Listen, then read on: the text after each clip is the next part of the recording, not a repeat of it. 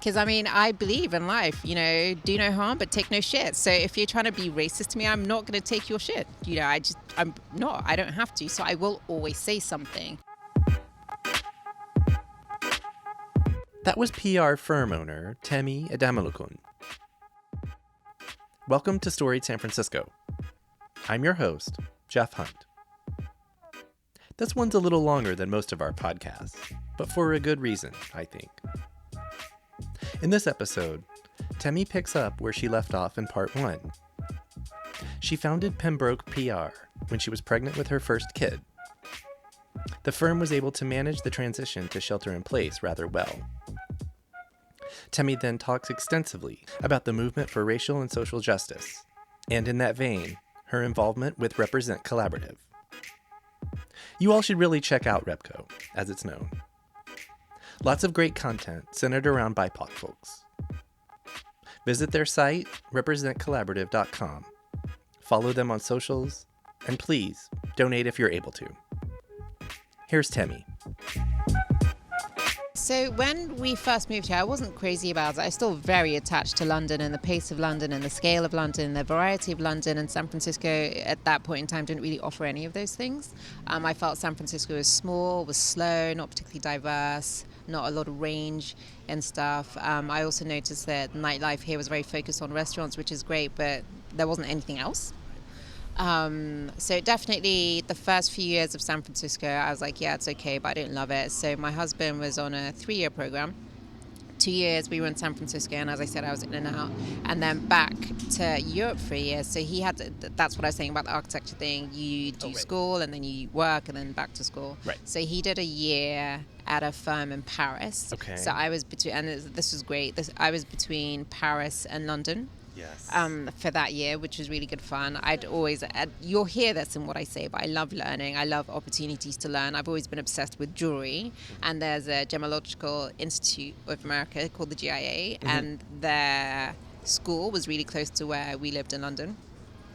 So I did a program to learn how to be a gemologist, which was great fun. Really enjoyed it. I did think for a while about designing jewelry, but realized it wasn't really something I wanted to spend a lot of time doing, because you spend a lot of time in a dark lab looking at stones through a loop, and I was like, yeah, I need sunshine. Yeah. So then we came back to San Francisco, and that's when I got my job. We were married, I got my job. Did that for a while, and then just after getting married, we started talking about having a child, and the thought process was very much, we'll have our kid here because we're already here.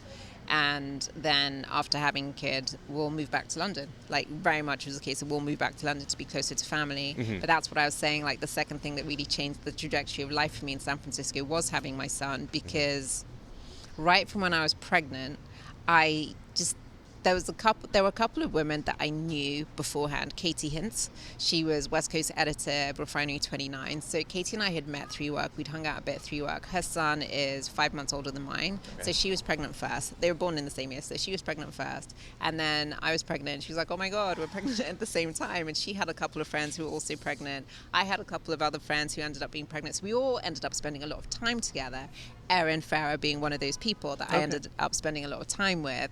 And there's probably about 10 of us that had babies within 5 months of each other. Most of us left jobs to set up our own companies. So interior design, editorial, PR, just a lot of creative things. So it was just this really interesting mix. We all lived in Potrero, Mission Noe, so we spent so much time. It would be like every Friday we'd hang out in Dolores Park with the babies.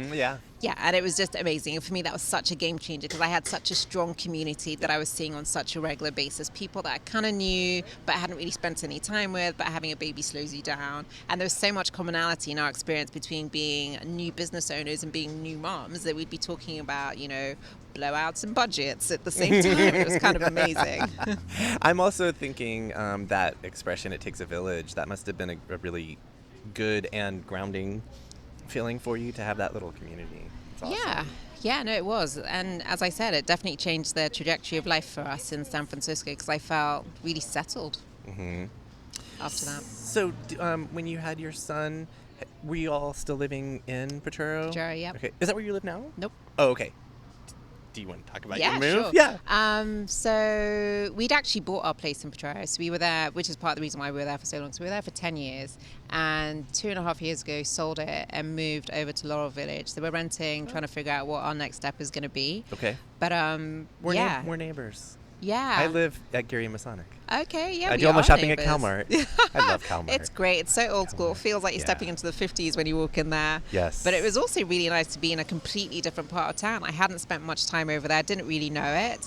Our place, as is sometimes the case in San Francisco, sold really quickly. We didn't have a lot of time to find something. I must have gone to see 50 rentals in the space of 2 weeks, and I really loved where we are now. I love the location. It's really central. It's really easy to get around, and also, most importantly, it felt really different to Potrero, because I definitely was like really craving something different. So I was feeling a bit fed up with San Francisco, just a bit bored of it. But yeah, when we moved, I was like, oh yeah, I love it again. Does your son love the train at Calmart? Sorry. Oh my God, yeah, the little train that goes round at the top. Yeah. And also proximity to Golden Gate Park and the Presidio during shelter in place for us was such a blessing. I want to hear about Pembroke. Sure. So I left the Flower and Water team when I was pregnant. It was on my birthday. I was 6 months pregnant, which was actually great timing. Some people wonder if that's a really difficult time to set up a business. It actually turned out to be the perfect time to set up a business, because I had a deadline by which I had to get the business up and running. Yeah, you did. So I had to keep things moving. Whereas I think if I wasn't on some kind of time crunch, it's really easy for these little things to end up taking a really long time. But, I had to register What are you talking about? Me? No. But, little things like I had to register a company name. Absolutely. I had to open the business bank account. I had to get like the name, the logo, the URL, all those things. I had to get everything lined up and ready. And I did.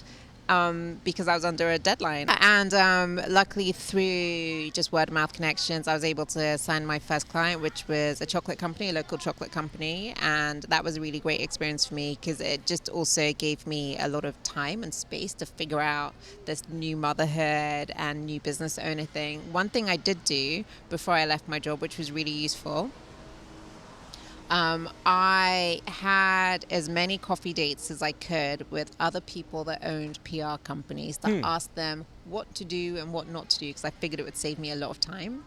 And just through doing that, I was actually able to make some great friendships that I still have now. Awesome. And what I found is a lot of people who are business owners are very happy to share their experience with someone who's starting out. So if you ask for help, they're probably quite happy to give it. Because everyone I emailed, some of whom I'd met, some of whom I had met, everyone definitely responded. And I think out of the 6 people I emailed, I met with 5 of them. And one of them just couldn't make it in the window of time I had available. But yes, I got a lot of really helpful advice about how to structure my company, how to go about setting up contracts, and just how to handle the finance side of things. So that definitely made it easier. And so I had the first few months working with a chocolate company, figuring out how to be a mom and look after my tiny little baby, who's now a giant. Seriously, he's chin height on me, and he turned 7. Oh, wow. And I'm not short. No, you're not.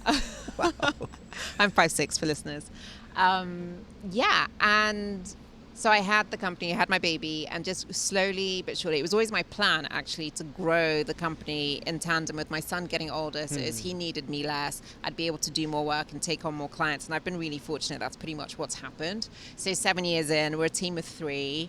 And we've got a great roster of clients, largely in the design space, and just started working with our first tech client as well. So that was something new, really exciting. And yeah, I absolutely love it. Did you have an office before I did. all this? Where was it? I did. So when we were still living in Was Potrero, or is? Did you? Was. Where was it? When we were still living in Potrero, I was in a shared office space with one of my friends who also had a baby around the same time. Katie's an interior designer. Okay. So I think we moved into the shared office space when our kids were around 2. Okay. So that was great to get out of the house, to get off the dinner table and have a dedicated space to work. Absolutely loved it. So I was in that space for about 3 years. And then when we moved across town, I let go of the office space. And then I was working in a co-working space, Canopy, on Fillmore, which I absolutely loved. But then COVID hit, and I was like, I'm not going to be back in a shared space for a while. So I let go of my membership, which was a bummer. But I just think it's also unpredictable right now. So I have no idea when I'm going to be back in a shared space. So I'm back on a desk at home. How was the transition? Do you want to speak to your business up to and now through the pandemic? Sure.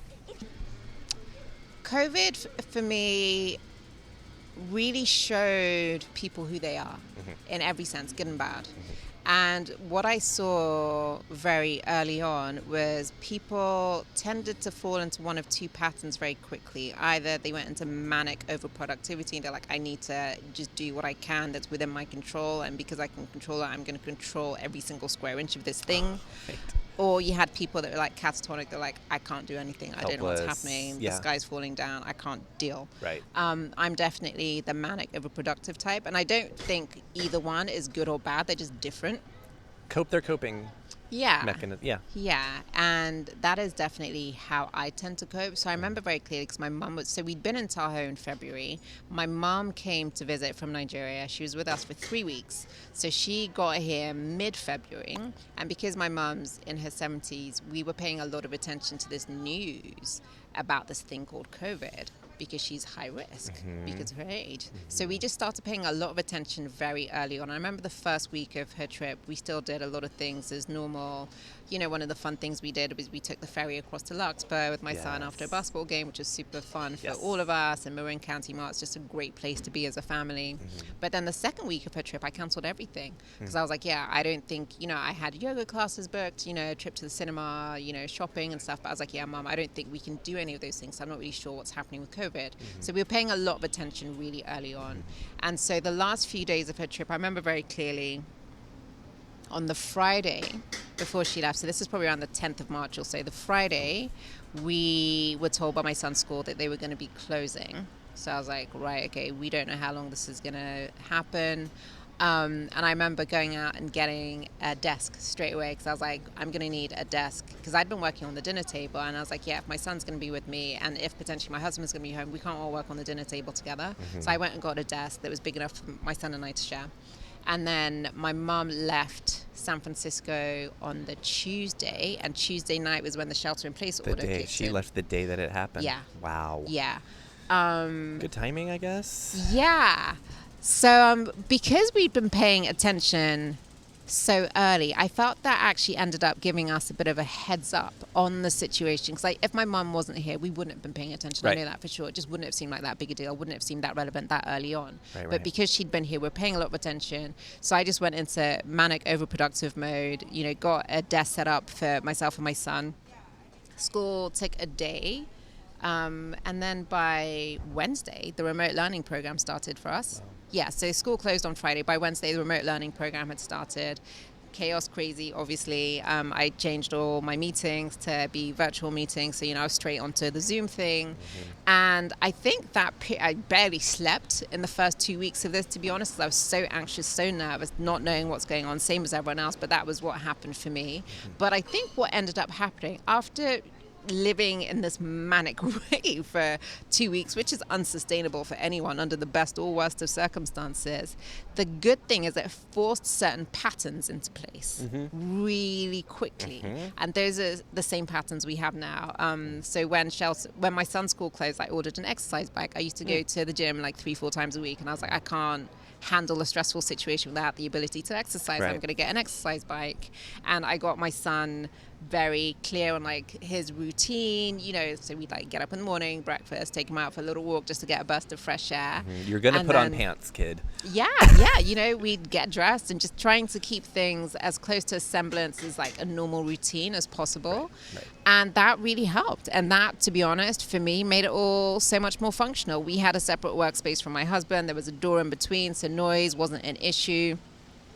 And I was able to manage all my meetings. I was able to manage my team. I was carrying a lot of weight for my clients who were also panicking about their businesses. Right. But what I saw very quickly was the people that were able to really kind of knuckle down and focus on what they needed to do and ride the wave are those that came out on top, because it was stressful for everyone. It was chaos for everyone. Right. But if you had the ability to just really get your work done, you came out okay. So for me, Pembroke was one of the companies that actually came out okay, because there's so many things that we had in place before, so many relationships we built that we just made stronger. We spent more quality time speaking with our clients, because now you can do it on Zoom, so you can meet with clients more frequently. So that was also easier. So I definitely made sure I was communicating a lot with my clients, just making sure they knew that I could help them as much as they needed with messaging.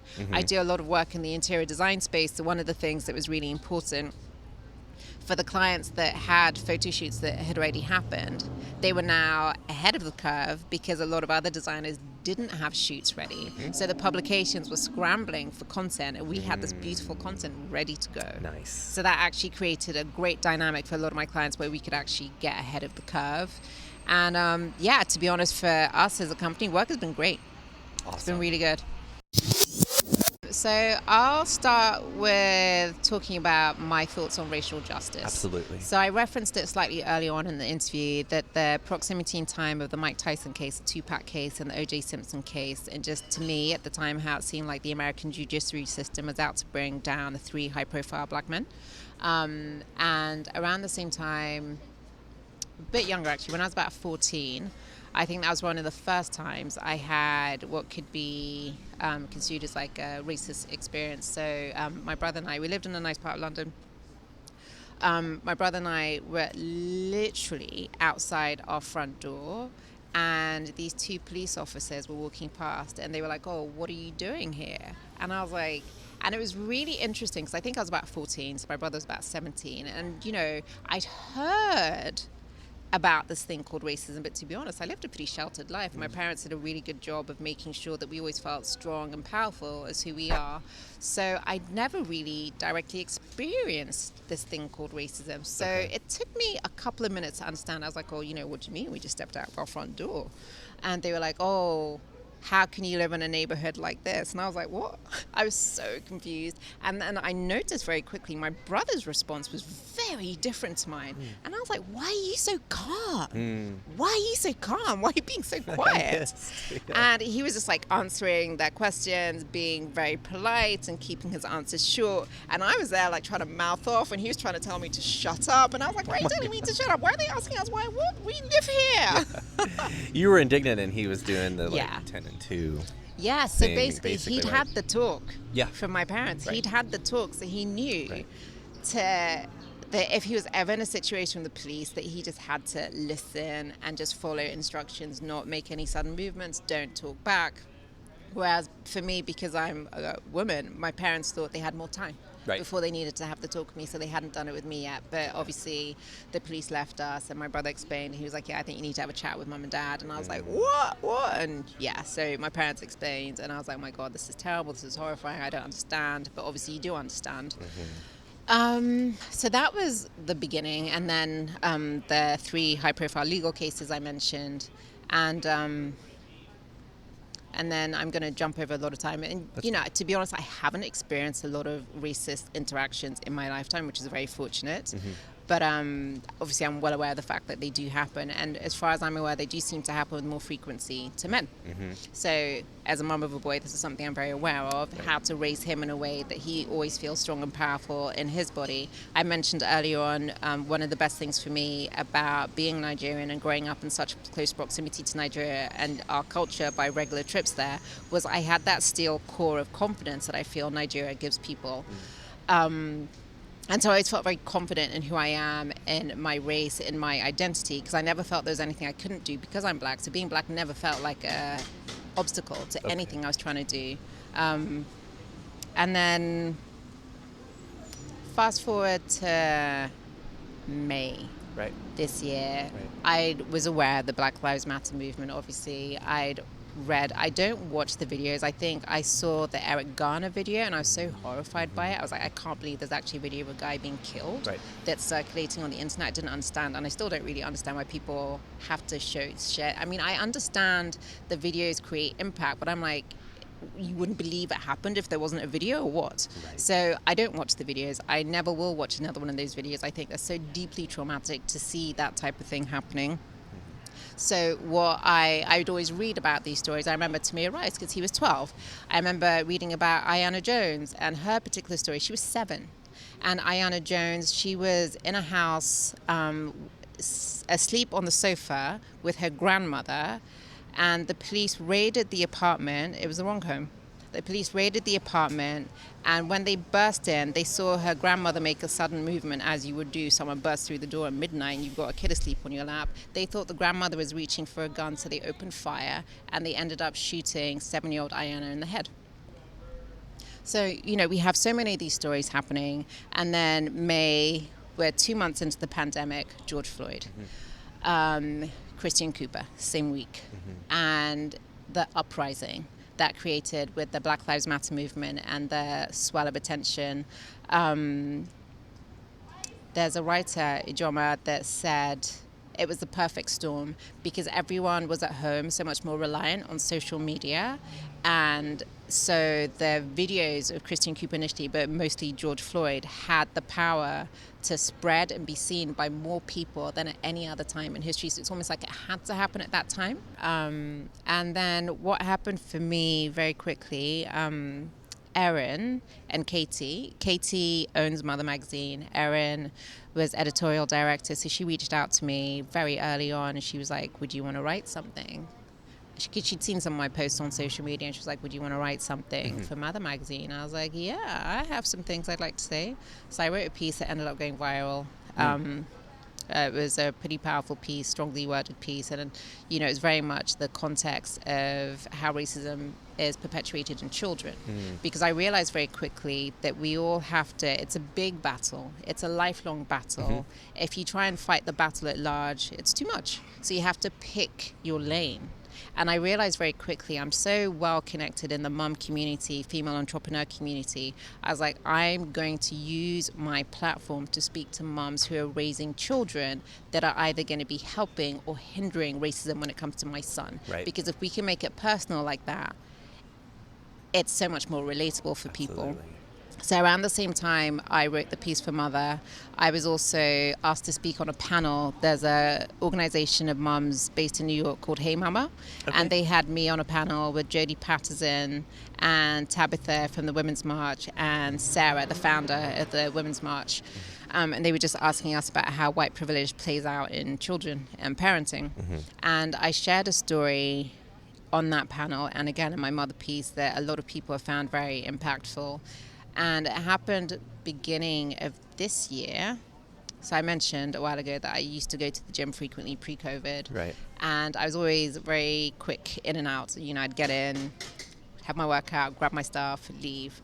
And there was a day I was running downstairs to get my stuff from the locker room. And as I walk into the locker room, there's a little girl who's about 5 with her mum getting ready for swim class. And the little girl looks at me and she turns to her mum and she goes, oh, mummy, she's staff, as in, do I work there? And I had been in a real rush up until that point, but I was like, oh, now I have all the time in the world for this conversation. So I just stood there and I waited to see what the mum was going to say. And the mum was like, oh, did you say that because she's wearing a badge? I wasn't wearing a badge. I was like, what badge is she talking about? So I just waited to see if she was going to say anything else, and she didn't. So I was like, yeah, I'm not going to let you lie in my presence about something that is so impactful for so many people. So I bent down to eye level and I said to the little girl, oh, as we can both very clearly see, I'm not wearing a badge. And if there was anything that created any confusion, perhaps it's my membership card on the chair next to me. But if you have a look, it's exactly the same as your mum's. And I grabbed my stuff and I left. And I've always felt the ability to speak up in situations like that, as long as there's no risk of personal danger. I've always felt the ability to speak up. I think partly the way I grew up, just in terms of the context of my culture, the society, the school I went to, all these things that were just ultimately for me very empowering experiences. And I'm also very aware of the fact that in a lot of situations like this, a lot of people don't have the confidence to respond. They don't have the language to respond. They don't know what to say. They don't know how to say it. So sometimes they might end up saying nothing. And so I've always felt, I guess in a sense, a degree of responsibility to say something in these situations. Because I'm like, yeah, I can speak to you comfortably. Especially when the mom missed the teaching moment for her own kid. Yeah. Because I believe in life, do no harm but take no shit. So if you're trying to be racist to me, I'm not going to take your shit. I'm not. I don't have to. So I will always say something. So that definitely came through in the panel discussion I was part of. It came through in the piece I wrote for Mother Magazine. There's a very popular blog called Cupcakes and Cashmere. I had a few posts on my social media. Around this time, I was gaining a lot of traction on social media because I was posting so much about social justice, racial justice, and especially about how this relates to children. Because I think people hadn't really thought about the fact that racism is taught to children through learned behavior. And I do feel that very strongly. Amy Cooper didn't wake up being Amy Cooper in her late 30s. Right. It was a series of misteachable moments as a child, a series of moments where, you know, her hand was pulled to move her away from the black guy on the street, or the mom like closing the door or locking the door, or, you know, the dad shutting the front door really quickly and double bolting it, and parents saying things. It's through those learned behaviors. And it's white supremacy perpetuating itself. Yeah. Totally. Yeah, it's the not seeing people of color in your line of vision and what you're doing, and just these moments that children pick up on that parents or guardians aren't necessarily aware that they're sending such a strong message. Right. So my whole approach was very much to highlight this to people, parents, mums, caregivers, and just show that it actually does kick in really early, and to really focus on how you can empower your child, your white child, your non-black child, to be an upstanding ally to my black child, and to not allow your kid to either be the aggressor or to just be a bystander. What I mean when I say a bystander versus an upstander, bystander is someone that might be aware something's wrong, but they're not doing anything about it. And upstander is a kid that's like, don't do that. Stop it. Don't say that. That's mean. Whatever it is, whatever the language that is age appropriate for your kid, teach your kid to say something. Teach your kid to use their body to block a negative interaction. Kids understand it. It's really basic. It's really straightforward for kids. You just have to teach them it's wrong, and you have to teach them that they have the power to do something about it. I feel very strongly that there is an ability for our generation to stop it with the next generation through teaching them. So we just have to take that on and do it. So I mentioned the popular blog that reached out to me after there was communication back and forth between me and I think it was the editor of the blog, because we followed each other. Well, I followed her on Instagram, and I think I can't even remember how it all happened. But anyway, I ended up being in touch with the editor of this blog called Cupcakes and Cashmere, and I ended up writing a piece on their blog about 10 why your child needs to have books with black protagonists, and I had a list of 10 different books.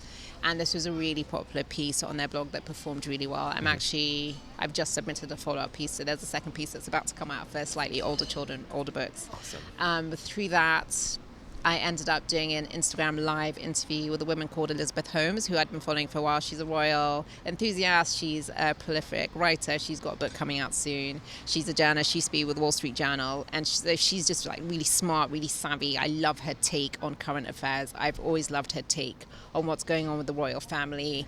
And so she reached out to me to do an Instagram live interview, and I was like, yeah, sure. So that was really fun. I loved Elizabeth's energy. We had a great conversation. The video ended up being seen about 25,000 times. Oh, wow. One of the people that saw the video was a producer for ABC. Okay. And then my husband and I and our son, we actually went on a road trip in an RV. I'm not a camper in general, so it took a bit of convincing, namely COVID, to get me in an RV for a road trip. But off we went, and there was one morning, we were about to head out on our bikes. My phone rang, and I was like, it's probably a sales call, but just in case, let me answer it. And it was ABC. Okay. Asking when they could schedule an interview with me to talk about raising anti-racist children. I was like, oh my God, I can't believe that just happened. Yep. But yeah, sure. We initially tried to schedule the interview for when I was away, but I was like, it is so stressful trying to find a spot that has good Wi-Fi, that has good light, where I can get on camera. So they were really patient, which was amazing. So we actually did the interview when I got back home. So I got interviewed by Reggie for the lunchtime news section, which was pretty amazing. And again, a lot of visibility created through that. And Erin, this was all over the summer. Yeah. Okay. Yeah, so alongside everything else, so that's the thing that I think is also really important to note, because a few people have asked me, they're like, oh, does your PR firm now specialize in social justice? I'm like, no, we're still doing the work that we've been doing all along, but I'm just doing the social justice and racial justice stuff as well. Yeah, exactly. Why do it in my free time. Why can't you do both? Yeah. So Erin and Danny have always been very civic-minded. I've always been really aware of that with them. I've always loved that about them. They've always been very open with how they speak about race, and I love that, and how they speak about race to their children as well, because I think, over time I've definitely noticed, and I've always been aware of this, that white people in general don't like to talk about race. I'm like, yeah, you kind of have to. Yeah. You can't not talk about the elephant in the room. It's very much a luxury. Yeah. And part of the, the privilege. I mean, it's part of the problem. The privilege and the problem. It's where the problem begins, to be honest. You have to address it. You have to Absolutely. teach kids what the differences are. This whole notion of being colorblind is just rubbish. Children can see color, and it's actually harmful and damaging to deny an entire race of people. So just teach your children about color and equip them with the language to have the conversation. There's nothing a child can't ask, so just answer their questions and honor those questions. Because I think part of the problem with children as well is if they ask difficult questions about race, parents are like, oh, shush, we don't talk about that. Right. So what is that teaching your kid? Right. And if you can teach them racism, you can teach them its opposite. Yeah. And I think one of the things that is actually really important to know, a lot of people through this whole process of the Black Lives Matter movement this year and all my speaking opportunities and just the engagement I've had around this topic, a lot of people see racism as like a big, bad, scary, overt thing. But most commonly, racism is covert, it's systemic, it's not violent. It's just the denial of existence of an entire race of people. It's the preferential treatment. It's a sustained white supremacy, and it comes out in these small, insidious ways. So it's not just Derek Chauvin. Right. It's everything that leads up to that. Right. It's all the people asking about George Floyd's criminal record. Right. It's all of that. Okay, so it's not just the one most violent act that is the apex. It's everything that creates the mountain before you get to the apex too. So I think that's really important to be aware of. So back to Erin and Danny. So they've always been very much at the forefront of social justice in general, but then also particularly racial justice. I noticed Danny right from when my son was born, and he developed an interest in stuff like skateboarding. Danny would send me posts from black skateboarders on Instagram, and he'd always say, oh, I know representation really matters. And I always loved that because I'm not so interested in skateboarding, so I wouldn't necessarily be able to find skateboarders unless I spent a lot of time looking. So to have this person in my life that would just send me stuff was amazing. Right on. And Erin was always interested in having the conversations, and when she was working at Mother Magazine, she always made sure, both of them, Erin and Katie at Mother Magazine, always make sure that they had a diverse network of women that they were reaching out to as subjects for interviews and profiles. And I always noticed it. So towards the end of summer, Erin organized a caravan protest, and she called me. Out in close to where you live? Yeah, Golden Gate Park. Yeah.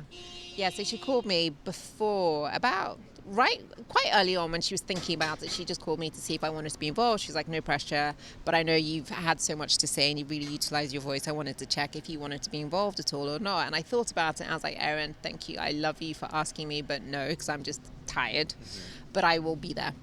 And so what I actually ended up doing was I went on my bike, which was actually amazing because there were so many cars. Yeah. It was so slow moving for people driving. Right. But being on a bike, I got to see everything. Yeah.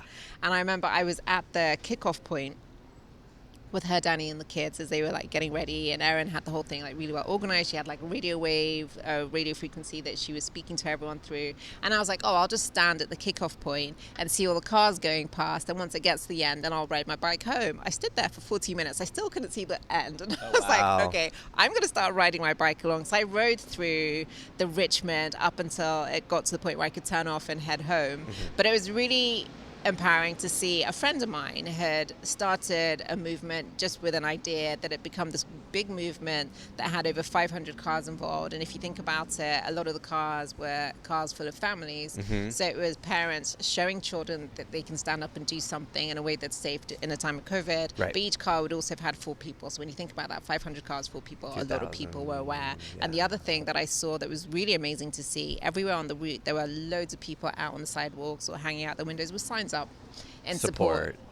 Yeah, so that's something Erin did. I can't remember when it was. I think it was towards the end of summer, so maybe August. Yeah, I think it was August.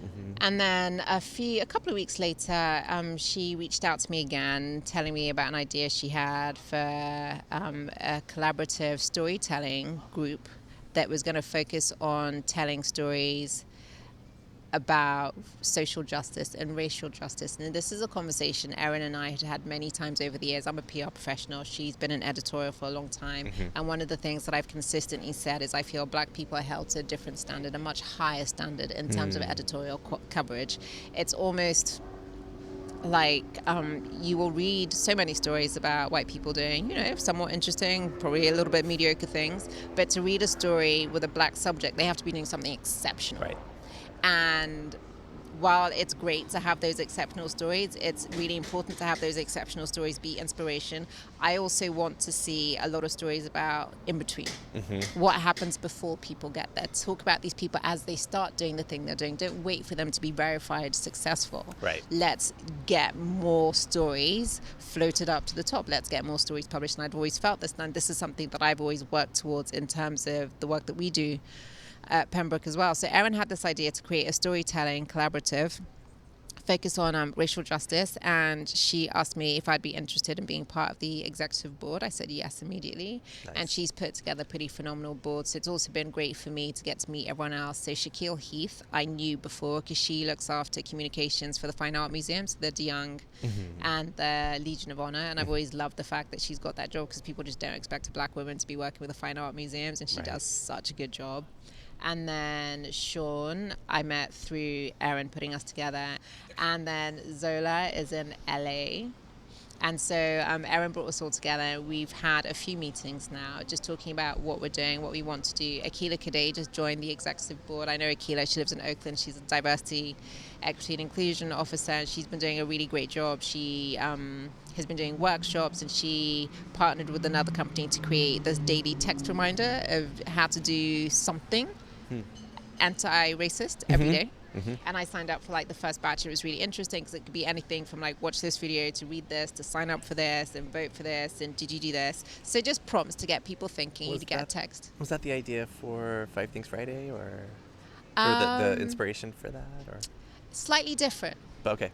But connected. Similar. Just like giving people prompts and reminders of things to do. Yeah, because I think we all need them. Yeah. And there's no limit to how many prompts and reminders people can have because there's a lot of work to do. I was going to say. Yeah.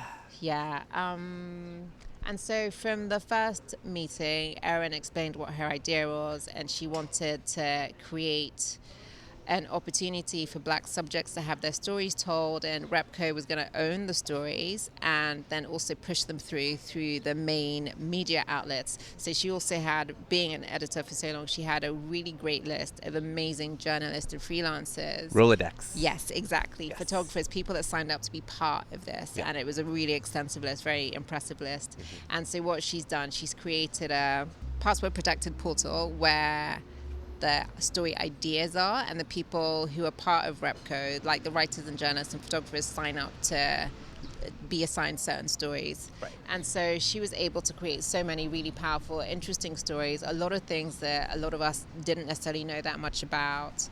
I was able to help her. So a really good friend of mine in London, Mishan Harriman, is a photographer, and he very early on with the Black Lives Matter protests that were happening in London started photographing them.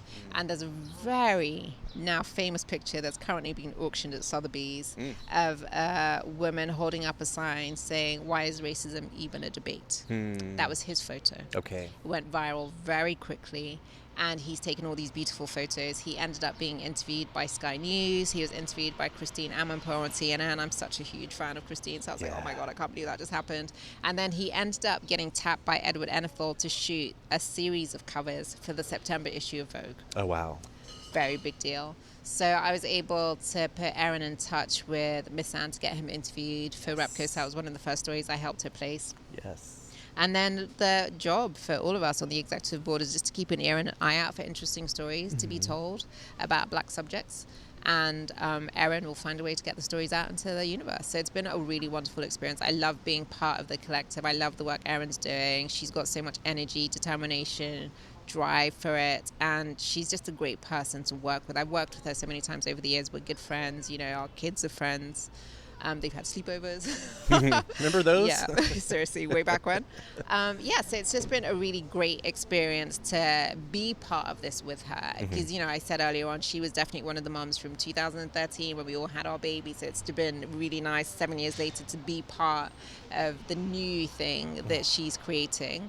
And just the power and momentum that has, and just the capacity that has to really make a difference in terms of storytelling. Because again, I feel we need to normalize black subjects. And the only way you can normalize them is by having more stories told about them. And Erin's doing a really good job with that.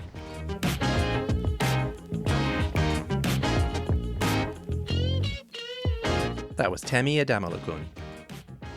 On the next episode of Storied San Francisco, we'll meet poet and author Alan Kaufman. Please join us for episode 39 next Tuesday. Music for Storied San Francisco is by Otis McDonald. Photography is by Michelle Kilfeather. The show is hosted and produced by me. Michelle and I have produced more than 130 episodes over the last 3 years, and you can find them all at our website, storiedsf.com. We're on Twitter, Instagram, and Facebook, where you can like, comment, and share the stuff we put out. Find the podcast just about everywhere you can listen, including, most recently, BFF.FM's new podcast network. Please subscribe to stay up to date on all the content we publish. We love feedback, so if you have any, our email is storiedsf@gmail.com.